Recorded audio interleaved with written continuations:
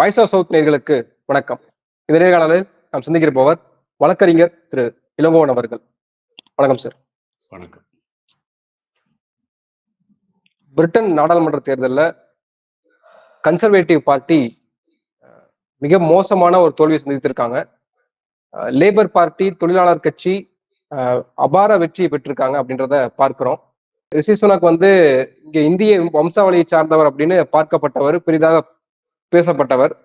அவருடைய தோல்வி அப்படின்றத நம்ம எப்படி எடுத்துக்கிறது? அபார வெற்றி அப்படின்றது அங்க அந்த வெற்றிக்கான காரணங்களா நீங்க எதை பார்க்கிறீங்க? லேபர் பார்ட்டி 14 ஆண்டுகள் கழித்து லேபர் பார்ட்டி வென்றிருக்கிறது. லேபர் பார்ட்டியோட இந்த வெற்றியில ஆய்வாளர்கள் சொல்லுவதும், லேபர் பார்ட்டி வரலாறையும் பார்த்தீங்கன்னா, கடந்த தேர்தலில் ஜெர்மி குரிபன் என்கிற ஒரு இடதுசாரி தலைவர் இருந்தார். ஆனால் பிரிட்டிஷ் மக்கள் அப்பொழுது லேபர் பார்ட்டியை ஆதரிக்கல. ஆனால் அதே லேபர் பார்ட்டியில ஒரு அதாவது கிட்டத்தட்ட கன்சர்வேட்டிவ் பார்ட்டிக்கு எப்படி இந்துத்வா, சாஃப்ட் இந்துத்வான்னு சொல்லுவோமோ, அது மாதிரி அமெரிக்க ஆதரவு, நேட்டோ ஆதரவு, இஸ்ரேல் ஆதரவு போன்ற கன்சர்வேட்டிவ் பார்ட்டியோட கொள்கைகளை மிக பெரிதாக எதிர்க்காமல், உள்ளூர் மக்களுக்குரிய சில பிரச்சனைகள் பெரிதாக வெடிக்கும் பொழுது அதை தனக்கு சாதகமாக பயன்படுத்தி கொள்ற மாதிரி இருக்கக்கூடிய ஒரு லேபர் லீடர் தான் இப்போ வந்திருக்கிறவர், ஸ்டார்மர். அப்படி பார்த்தோம்னா, உலக அரசியல் அளவிலேயோ அல்லது பொருளாதார அளவிலேயோ மிகப்பெரிய தாக்கங்களை ஏற்படுத்துகிற வெற்றியாக லேபர் பார்ட்டியுடைய வெற்றி பார்க்கப்படலை. என்ன நடக்கிறதுன்னு பார்த்தீங்கன்னா, கன்சர்வேட்டிவ் பார்ட்டி மீதான மிகப்பெரிய எதிர்ப்பு அலை, கிட்டத்தட்ட 20லிருந்து 32% வாக்கு ஸ்விங் என்று சொல்றாங்க. அவ்வளவு எதிர்ப்பு கன்சர்வேட்டிவ் பார்ட்டிக்கு இருந்திருக்கு. அதுதான் தோல்விக்கு காரணமா இருக்கு. இது ஒண்ணு. ரெண்டாவது, ரிஷி சுனக்கு வருவோம். அவர் இந்தியாவில் பிறந்து வளர்ந்தவர், இந்திய வம்சாவழி, அதனால இந்தியா ஆள்கிறது அல்லது அவர் சார்ந்த சாதி ஆள்கிறது, இப்படி எல்லாம் பெருமை பேசினவர்களை நம்ம பார்த்தோம். ஆனால் கன்சர்வேட்டிவ் பார்ட்டியை பொறுத்த மட்டில், இங்கிலாந்தில் பலரிடம் நம்ம பேசின விஷயத்தை பொறுத்த மட்டில், அவரை அந்த இடத்திற்கு அமர்த்திய கன்சர்வேட்டிவ் பார்ட்டி இந்த இன்னெவிட்டபிள் ரிசல்ட் வரும், இந்த தவிர்க்க இயலாத ஒன்று வரும்னு தெரிஞ்ச ஒரு பலியாடுத்தனமாக தான் அவரை அந்த சீட்ல இருத்தி வச்சிருக்காங்கன்னு சொன்னாங்க. அது இப்பொழுது தெளிவாயிருக்கு. அதாவது தவிர்க்க இயலாத தோல்வியை கன்சர்வேட்டிவ் பார்ட்டி வரப்போகிற தேர்தலில் சந்திக்கும். அப்போ அதற்கு பொறுப்பாக நாம் இருக்கக்கூடாது என்று மற்றவர்கள் விலகி கொண்டதால் ரிஷி சுனக்கு அந்த இடத்தை கொடுத்தார்கள் என்பது ஒன்று. அதை வைத்து இந்தியாவில் சிலர் சாதிய மதவாத அரசியலுக்கு அதை பயன்படுத்த நினைத்தவர்களுக்கு இது மிகப்பெரிய அடியா இருக்கும். இதை விட்டு அங்க நடக்கிற வெளிச்சத்துல இங்க குளிர்காயலாம் நினைச்சவங்களுக்கு இப்ப குளிர் கூடி இருக்கும். அவ்வளவுதான். ஓகே, இப்போ ரிஷி சுனக்கை வைத்து இங்க சில பெருமை பேசின ஆட்களுக்கு வேணா அது பின்னடைவா இருக்கும். ஆனால் மோடிக்கோ இல்ல ஒரு இந்திய அரசுக்கோ மோடியினுடைய வலதுசாரி தத்துவங்களை ஆதரிக்கிற ஒரு நிலைமை அரசாதான் இருக்கும் இனிமேல். இதுக்கு ஒரு உதாரணம் பார்த்தோம்னா, டோனி பிளேர், இதற்கு முன்னாடி இருந்த டோனி பிளேர் பிஎம்ஆ இருந்த காலத்துல பாத்தீங்கன்னா, ஈராக்குக்கு எதிரான படையெடுப்புக்கு பொய் சொன்னதுல டோனி பிளேர் முக்கிய அமெரிக்காவுக்கு வால் பிடித்த ஒரு லேபர் லீடரா தான் அவர் இருந்தார். சதாம் ஹுசைனை கொலை செய்கிற வரை அந்த அரசியலை அங்க பயாலஜிக்கல் வெப்பன் இருக்கு, உயிர்கொல்லி வெப்பன் தயார் பண்றாங்கன்றெல்லாம் சொல்லிட்டு ஆய்வு செய்யணும்னு சொல்லி எல்லாமே பொய்யாக சொல்லி ஈராக் போரை நடத்தி சதாமை கொலை செய்கிற வரை ஒரு பொய் செய்தியை விதைத்த ஒரு லேபர் லீடராக தான் டோனி பிளேர் இருந்தார். ஸோ அந்த நேட்டோ அலையன்ஸு, நேட்டோவுக்கு சாதகமாக இருக்கிற போக்குவரங்களை, இன்டர்நேஷனல் பாலிடிக்ஸில் மிகப்பெரிய மாற்றத்தை இந்த லேபர் லீடர் தருவார் என்று எதிர்பார்க்க இயலாது. சொல்லப்போனால் அமெரிக்க ஏகாதிபத்தியத்தின் தொடர்ச்சியாகத்தான் பிரிட்டிஷ் ஏகாதிபத்தியமும் தொடரும் இந்த லேபர் லீடர்ஷிப்லையும். அப்படிதான் நான் நினைக்கிறேன். பேரு தான் தொழிலாளர் கட்சி, ஆனால் முழுக்க முழுக்க அதுவும் நவதாராள மையம், சர்வதிகாரம் எல்லாத்தையுமே ஏத்துக்கக்கூடிய ஒரு பார்ட்டி தான். இதுக்கு ஒரு முக்கிய விஷயம் பாத்தீங்கன்னா, இந்த தேர்தலில் போன முறை தலைவராக அந்த ஜெர்மி குரிபனை கட்சியை விட்டு நீக்கிற அளவுக்கு போய் அவர் சுயேட்சையா நின்று வெல்ல வேண்டிய கட்டாயத்திற்கு வந்திருக்கார் அவர் தொகுதியில். அப்போ மக்கள் ஆதரவு பெற்ற ஒருவரை அவர் கருத்தியல் இடதுசாரித்தனமாக இருக்கிறது என்கிற காரணத்தினால் அவரை வைத்து தேர்தல் செய்தோம் என்றால் வெல்ல முடியாது என்கிற எண்ணத்துல அவரை வெளியேற்றக்கூடிய சூழலை ஏற்படுத்துறாங்க. இப்போ அதிலிருந்து நம்ம என்ன தெரிஞ்சுக்கிறோம்னா, இது வந்து ஒரு காற்று கன்சர்வேட்டிவ் பார்ட்டி மாதிரியாக லேபர் பார்ட்டி வெற்றியை பெறுவது ஈஸி அப்படிங்கிற போக்குல லேபர் பார்ட்டி போயிருக்கு. அப்படிதான் நமக்கு தெரிய வருது. அப்போ இன்றைய பிரதமராக இருக்கக்கூடிய ரிஷி சுனக் இப்ப ராஜினாமா பண்ணிட்டாரு அப்படின்னா அந்த இடத்துக்கு ஸ்டார்மர் வருவாரு. இப்ப ஸ்டார்மரும் மோடிக்கு ரொம்ப இணக்கமா இருக்க போறாரு அப்படின்றத நம்ம யதார்த்தமா எடுத்துக்கணும் இல்லையா? இல்ல ஒரு தனிநபர் என்பதை விட பொருளாதார இன்ட்ரெஸ்ட்ல இப்போ அமெரிக்கா, பிரிட்டன் அவங்க என்ன பொருளாதார கொள்கைகளை பேசுறாங்களோ, அவங்க என்ன சர்வதேச அரசியலை பேசுறாங்களோ, அதே அரசியலை மோடி கடைபிடிக்கும் வரை அவங்க எல்லாம் ஒரே நேர்கோட்டுல தான் இருப்பாங்க. இல்ல ஸ்டார்மர் வந்து தலைமை பொறுப்புக்கு வர்றதுக்கு முன்னாடி அந்த தொழிலாளர் கட்சி மோடியினுடைய இந்த ஒருதலை பட்சமாக நடந்து கொள்வது, சர்வதிகார தன்மைக்கெல்லாம் எதிராக இருந்தாங்க. ஆமா, ஆனால் அதுக்கு காரணம் இந்த கியர் அன்றைய ஸ்டார்மர் அவர் வந்த பிறகு மோடி ஆதரிக்க ஆரம்பிச்சிட்டாரு அப்படின்னு சொன்னாங்க. அது ஜெரிமி கொர்பினுடைய லீடர்ஷிப்பினுடைய பார்வை வேறு. அது ஒரு இடதுசாரி பார்வை. அவர் லேபர் பார்ட்டியை இடதுசாரித்தனத்தில் கொண்டு செல்ல பார்த்தவர். ஆனால் அது வெற்றி தரவில்லை என்ற காரணத்தினால் 2019 தேர்தல்ல அவர் லீடரா இருந்து எலெக்ஷன் கேட்ட பொழுது மக்கள் ஆதரிக்கவில்லை என்றால், அப்ப அந்த அரசியல் நமக்கு வெல்ல தராது. எனவே நம்ம மாற்றிக்கொள்வோம் அப்படின்னு மாத்தி இருக்காங்க. அது வென்று இருக்கு. இப்போ தேர்தலை ஒட்டி வெற்றியை ஒற்றி செல்லக்கூடிய அரசியல் என்று பார்த்தீங்கன்னா, இதுதானே நமக்கு வெற்றி தருகிறது. நம்ம அந்த கொள்கை வழி போவோன்றாங்க. ஆனால் இது எந்த அளவிற்கு பிரிட்டன் மக்களுக்கு நன்மை பயக்கப் போகிறது என்பதும் நம்ம கவனிக்க வேண்டிய ஒரு விஷயம். எந்த ஒரு பொருளாதார கொள்கை, எந்த ஒரு நடவடிக்கை அந்த மக்களை கன்சர்வேட்டிவ் பார்ட்டியை தூக்கி எறிய வைத்ததோ, அதையே லேபர் பார்ட்டியும் தொடர்ந்தால் எந்த அளவிற்கு அது பிரிட்டிஷ் மக்களுக்கு நன்மை பயக்கும் என்பதை நம்ம பார்க்க வேண்டியிருக்கு. இந்தியாவை பொறுத்த மட்டில் இந்த நேர்கோடு அமெரிக்கா, நேட்டோ அதை ஆதரிக்கக்கூடிய, இஸ்ரேலை ஆதரிக்கக்கூடிய ஒரு கொள்கை படைத்த ஒருத்தர் தலைவராக இருக்கிறார் என்றால், அவர் மோடி அமெரிக்க ஆதரவு நிலை எடுக்கிற அனைத்து விஷயங்களிலும் ஆதரவாகத்தான் இருப்பார்.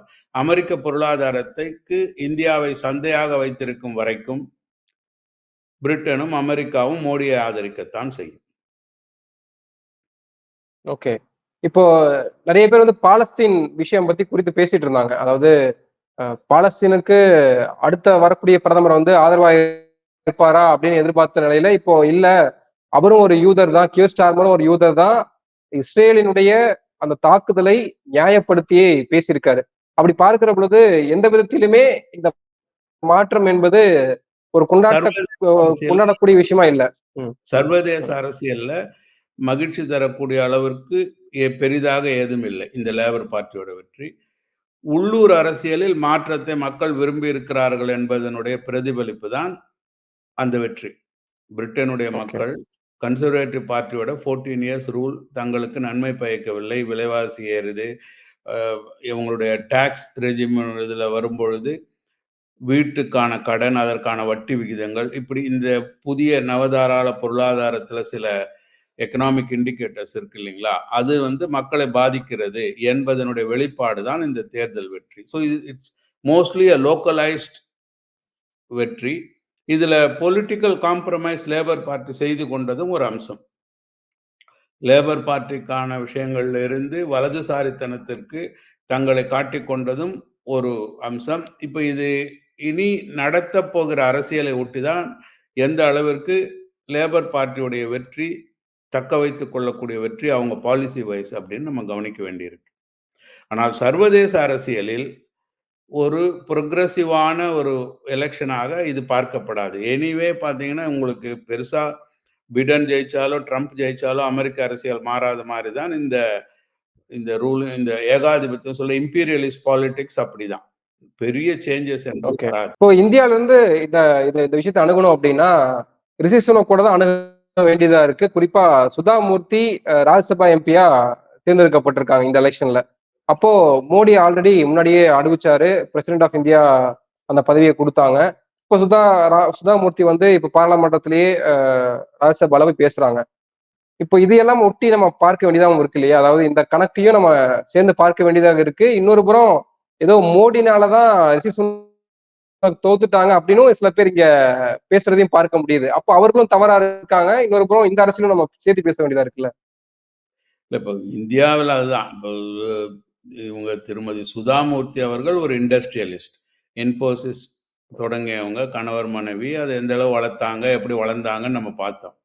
ஆனால் அந்த வளர்ச்சியினுடைய ஒரு அதிக வளர்ச்சியாக அவரது மருமகன் பிரிட்டன் பிரதமரா மாறின உடனே அதை ஒரு அரசியலாக இங்கு முன்னெடுத்தவர்கள், அந்த அரசியலை தங்கள் நன்மைக்கு பயன்படுத்துவதற்காக சுதாமூர்த்தியை மாநிலங்களவை உறுப்பினராக நாமினேட் செய்தவர்கள். இப்பொழுது ஒரு இந்த தோல்வி அவர்கள் தோல்வி மாதிரி ஃபீல் பண்ண வேண்டிய கட்டாயம் வரும். இது ஏன்னா இது நம்ம ஒரிஜினாலிட்டி இல்லை. யாரோ ஒருவர் எங்க இருக்கும் பொழுது எந்தவித தொடர்பும் இல்லாமல் அதை என்னுடைய வெற்றி மாதிரி நான் காட்ட நினைச்சேன்னா அவர் தோல்வி என்னுடைய தோல்வி மாதிரியும் தானே வரும். ஸோ எந்தவித பிஜேபிக்கோ இல்லை இந்துத்வாவுக்கோ எந்த தொடர்பும் இல்லாத ஒரு பிரிட்டிஷ் பாலிடிக்ஸை கொண்டு வந்து இரண்டையும் இணைக்க பார்த்தாங்க. அதன் மூலம் பலன் பெற பார்த்தாங்க. அந்த பலனை வழக்கமாக ராஜ்யசபா பார்த்தீங்கன்னா இண்டஸ்ட்ரியலிஸ்ட் பல பேருக்கு இடம் இருக்கும். நம்ம எம்ஏஎம் செட்டியார் இருந்திருக்காரு. நம்ம இவர் இப்போ கிங்ஃபிஷர் ஓனர் இருந்தவர் மல்லையா இருந்திருக்காரு. இப்படி பல பேர் ராஜ்யசபா அனுப்புறது பழக்கம். ஒரு இண்டஸ்ட்ரியலிஸ்ட் அது ஒரு லாபி. அது ராஜ்யசபா என்பது மாநிலங்கள் என்பதை விட ராஜாக்கள் சபா மாதிரி தான், ஹவுஸ் ஆஃப் லார்ட்ஸ் மாதிரி தான் ராஜ்யசபால பணக்காரர்களுடைய இடமா வைக்கிற இடம். அதற்கும் பிஜேபி கொடுத்திருக்கலாம். ஆனால் அது கொடுத்த நேரம் இங்க பிரிட்டிஷ் பிரதமரா இருக்கிறவருடைய மாமியார் என்பதுதான் அரசியல்ல கவனிக்கத்தக்க இருந்தது. ஸோ அந்த ஒரு ஃபேஸும் இப்போ லாஸ் ஆஃப் ஃபேஸா மாறும். அதுதான் அது என்னன்னா, அப்ப நமக்கு ஒரிஜினல் இல்லாத ஒண்ண நம்ம சொந்தம் கொண்டாடினா அந்த இழப்பு நமக்கும் வரும் இல்லையா? அப்படி பிஜேபிக்கு இது ஒரு இழப்பா தான் இருக்கும். ரிஷி சுனக்க வச்சு கொண்டாடியவர்களுக்கு இப்போ எதையும் சொல்ல வேண்டி வராது. மோடினாலதான் ரிஷி சுனக்கே தோற்கப்பட்டாரு. இவராலதான், இவரோட கைராசினாலதான் மோடியினுடைய கைராசினாலதான் ரிஷி சுனக்கே தோல்வி அடைஞ்சிருக்காருன்னு சொல்றாங்கல்ல. இப்ப அந்த புரிதல் சரியா? என்னை பொறுத்த மட்டில் இந்த ராசியற்ற தன்மை இதை நம்ம நம்புறது இல்லை. ஆனால் அதை நம்பக்கூடியவர்களுக்கு இது செய்தி. உதாரணமாக ஒரு வார்த்தை சமூக வலைதளத்துல பனோட்டின்னு வந்தது. இவர் போற இடம் எல்லாமே வழித்து கொண்டு செல்லுகிறது. உதாரணமா இந்த T20 கப் வந்ததுக்கு என்ன சொன்னாங்க, இது ஒன் டே மேட்ச்ல கூட 50 ஓவர் மேட்ச்லயும் இந்தியா கப் அடிச்சிருக்கோம். இவங்க தேவையில்லாம போய் அதுல குளிர்காய நினைத்தார்கள். இவங்களுடைய எஃபெக்ட் தான் இந்தியாவுக்கு கப் இல்லாம போச்சுன்னு சொன்னாங்க. அதை அவர்களே நம்புவது போல T20 ஃபைனல்ஸ்க்கு எந்தவித வாழ்த்து செய்தியும் பிரதம மந்திரி கிட்ட இருந்து இல்லை. ஆனால் கப் எடுத்துக்கிட்டு வந்த பிறகு வராங்க. ஸோ நீங்க சும்மா இருந்தா நாங்க ஜெயிப்போம், உங்களுடைய எஃபெக்ட் நெகட்டிவ் எஃபெக்ட் அப்படிங்கிறத சமூக வலைதளத்துல மக்களும் சொல்ல தொடங்கிட்டாங்க. அந்த நீட்சி தான் ரிஷி சுனக்குக்கும் சொல்றாங்க. இப்போ தனிப்பட்ட முறையில் என்ன கேட்டீங்கன்னா, ஐ டோன்ட் பிலீவ் இன் ராசியற்ற தன்மை, பீட, இது ஸ்ரீதேவி, மூதேவி இதெல்லாம் நமக்கு இல்லாத ஒன்று. இது அல்ல. என்னன்னா அதுல குளிர்காய நினைப்பவர் அங்க வெளிச்சம் இல்லாத பொழுது இருட்டில் விழுந்துடுறார். அப்படிதான் நம்ம இதை புரிஞ்சுக்கணும். தனக்கு ஒரிஜினாலிட்டி இல்லாத இடத்தை எல்லாம் தனது என்று சொல்ல போகிறவர் இயற்கையாக அங்கு ஒரு தோல்வி வரும்போது அந்த தோல்வியை தனக்கு வரும்னு தானே ஏத்துக்கணும். இப்ப ரிஷி சுனக்குக்கும் இவருக்கும் தொடர்பே இல்லை. ஆனால் அதை ஒட்டி விளம்பரம் தேட முயற்சித்தவர்களுக்கு ரிஷி சுனக்குடைய தோல்வி இங்க படுதோல்வியாக இருக்கும். லாஸ் ஆஃப் ஃபேஸா இருக்கும். முகம் காட்ட முடியாம இருக்கும். நன்றி சார், நன்றி. நிறைய விஷயங்களை தெளிவுபடுத்திருக்கீங்க. உங்க நேரத்துக்கு மிக்க நன்றி. நன்றி.